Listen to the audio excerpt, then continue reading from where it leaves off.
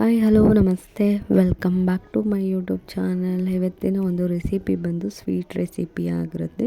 Last ವಿಡಿಯೋದಲ್ಲಿ ತೋರಿಸಿದ ಹಾಗೆ ಇದು ಒಂದು ಕಜ್ಜಾಯದ ರೆಸಿಪಿ ಆಗಿರುತ್ತೆ. ನೀವು ನೋಡ್ತಾ ಇರುವಂತಹ ಅಕ್ಕಿ ಬಂದು 3ರಿಂದ 4 ದಿನ ಅಥವಾ 2ರಿಂದ 3 ದಿನ ನೆನೆಸಿಟ್ಟು ಡೈಲಿ ವಾಶ್ ಮಾಡಿ ಒಂದು ಸ್ವಲ್ಪ ಒಣಗಿರೋ ಬಟ್ಟೆಯಲ್ಲಿ ಡ್ರೈ ಆಗೋ ಥರ ನಾನಿಲ್ಲಿ ಇಟ್ಕೊಂಡಿದ್ದೀನಿ. ನೋಡ್ತಾ ಇದ್ದೀರಲ್ಲ, ಕೈಗೆ ಅಂಟ್ಕೊಳ್ಳೋ ಥರ ಇರಬೇಕು. ಅದನ್ನು ಸ್ವಲ್ಪ ತಗೊಂಡು ಮಿಕ್ಸಿಗೆ ಹಾಕಿ ನಾವು ನುಣ್ಣಗೆ ರುಬ್ಕೋಬೇಕಾಗುತ್ತೆ. ಫಸ್ಟು ಫೈನ್ ಪೇಸ್ಟ್ ಮಾಡ್ಕೊಳ್ಳೋದ್ರಿಂದ ಚೆನ್ನಾಗಿ ಬರುತ್ತೆ ಮತ್ತು ನಾವು ನೀಟಾಗಿ ಅದನ್ನು ಬ್ಲೆಂಡ್ ಮಾಡ್ಕೊಬೋದಾಗುತ್ತೆ. ಸೊ ನಾನೀಗ ಈ ರೀತಿ ತೋರಿಸ್ತಾ ಇದ್ದೀನಲ್ಲ, ಈ ರೀತಿ ನೀವು ಸುಮಾರಾಗಿ ಏನು ಮಾಡಿ ಸ್ವಲ್ಪ ಹಾಕಿನೇ ಈ ರೀತಿ ಫೈನ್ ಪೇಸ್ಟ್ ಮಾಡ್ಕೊಳ್ಳಿ. ಸ್ವಲ್ಪ ತರಿನೂ ಕೂಡ ಇರಬೇಕು, ಸ್ವಲ್ಪ ನುಣ್ಣಗೂ ಕೂಡ ಇರಬೇಕು. ಈ ರೀತಿ ಮಾಡಿಕೊಂಡು ಈ ರೀತಿ ಏನು ಮಾಡಬೇಕು, ಗಂಟಿರೋದನ್ನೆಲ್ಲನೂ ನೀಟಾಗಿ ಪುಡಿ ಮಾಡ್ಕೋಬೇಕಾಗತ್ತೆ. ಎಲ್ಲನೂ ಕೂಡ ನಾವು ರುಬ್ಕೊಳ್ತಾ ಅಲ್ಲೇ ಪಕ್ಕದಲ್ಲೇ ರುಬ್ಕೊಂಡು ಅದನ್ನು ಜೊತೆಗೆ ಎಳ್ಳನ್ನು ಕೂಡ ಮಿಕ್ಸ್ ಮಾಡ್ಕೋಬೇಕಾಗುತ್ತೆ. ಎಳ್ಳು, ಕಪ್ಪೆಳ್ಳು ಅಥವಾ ಬಿಳಿ ಎಳ್ಳು ಎರಡೂ ಇರುತ್ತೆ. ನಿಮಗೆ ಯಾವುದು ಬೇಕೋ ಕಲರ್ ಕಾಂಬಿನೇಷನ್ ಆ ಎಳ್ಳನ್ನು ನೀವು ಮಿಕ್ಸ್ ಮಾಡ್ಕೋಬೇಕಾಗುತ್ತೆ. ನಾನಿಲ್ಲಿ ಬ್ಲ್ಯಾಕ್ ತೊಗೊಂಡಿದ್ದೀನಿ ಕಲರ್ ಕಾಂಬಿನೇಷನ್ಗೆ. ನೀವು ನೋಡ್ತಾ ಇದ್ದೀರಲ್ಲ, ಹಿಟ್ಟಿನ ಕ್ವಾಂಟಿಟಿ ಯಾವ ರೀತಿ ಇರಬೇಕು ಅಂತಂದರೆ, ನೀವು ನೋಡ್ತಾ ಇದ್ದೀರಲ್ಲ, ಇಷ್ಟೊಂದು ಹಿಟ್ಟನ್ನು ತೊಗೊಂಡಿದ್ದೀನಿ. ಆದರೂ ಕೂಡ ಹಿಟ್ಟನ್ನು ನಾವು ಈ ರೀತಿ ಒಂದು ಮುಷ್ಟಿಯಲ್ಲಿ ಹಿಡಿದಾಗ ಉಂಡೆ ಥರ ಬರಬೇಕು. ನೋಡ್ತಾ ಇದ್ದೀರಲ್ಲ, ನಾವು ಎಷ್ಟು ಸಲ ಮಾಡಿದ್ರೂ ಈ ರೀತಿ ಒಂದು ಶೇಪ್ ಬರೋ ಥರ ಹಿಟ್ಟು ಹಸಿಯಾಗಿದ್ದರೆ ನಮಗೆ ಪರ್ಫೆಕ್ಟಾಗಿದೆ ಅಂತ.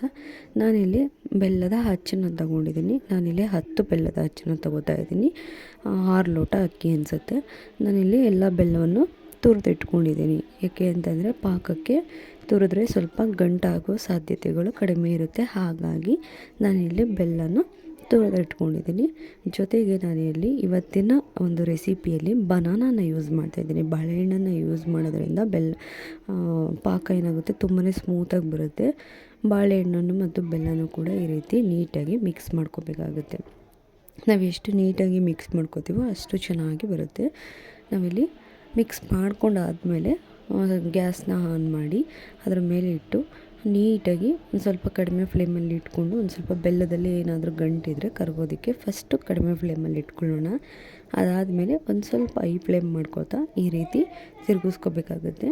ಬೆಲ್ಲ ಪಾಕ ಬರೋವರೆಗೂ ನಾವು ಮಧ್ಯೆ ಸ್ವಲ್ಪ ತಿರುಗಿಸ್ಕೊತಾನೇ ಬೇಕಾಗುತ್ತೆ. ಪಾಕ ಬಂದಿದೆಯಾ ಇಲ್ವಾ ಅಂತ ನೋಡ್ಕೊಳ್ಳೋದನ್ನು ನಾನು ಆಲ್ರೆಡಿ ತೋರಿಸಿದ್ದೀನಿ ಒಂದು ವಿಡಿಯೋದಲ್ಲಿ.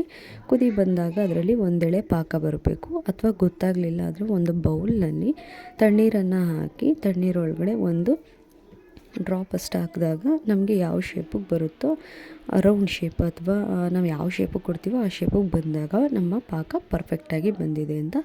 ಆವಾಗ ನಾವು ರುಬ್ಬಿಟ್ಟಿದ್ದಂತಹ ಹಿಟ್ಟನ್ನು ನಾವು ಇದರೊಳಗಡೆ ಹಾಕಿ ನೀಟಾಗಿ ಮಿಕ್ಸ್ ಮಾಡ್ಕೋಬೇಕಾಗುತ್ತೆ. ಇದನ್ನು ಮಿಕ್ಸ್ ಮಾಡಿ ಚೆನ್ನಾಗಿ ಮಿಕ್ಸ್ ಮಾಡಿಕೊಂಡು ಒಂದು ಓವರ್ ನೈಟ್ ಇಟ್ಬಿಟ್ಟು ಮಾರ್ನಿಂಗಲ್ಲಿ ನಾವು ಕಜ್ಜಾಯ ಮಾಡಿದ್ರೆ ಕಜ್ಜಾಯ ತುಂಬ ಚೆನ್ನಾಗಿ ಬರುತ್ತೆ. ಇದನ್ನು ಮಾಡೋದು ತುಂಬಾ ಈಸಿಯಾದಂತಹ ರೆಸಿಪಿ ಆಗಿರುತ್ತೆ. ಇದನ್ನು ನೀವು ಕೂಡ ಆರಾಮಾಗಿ ಮನೆಯಲ್ಲೇ ಮಾಡ್ಬೋದು. ಇವತ್ತಿನ ರೆಸಿಪಿ ಇದಾಗಿತ್ತು.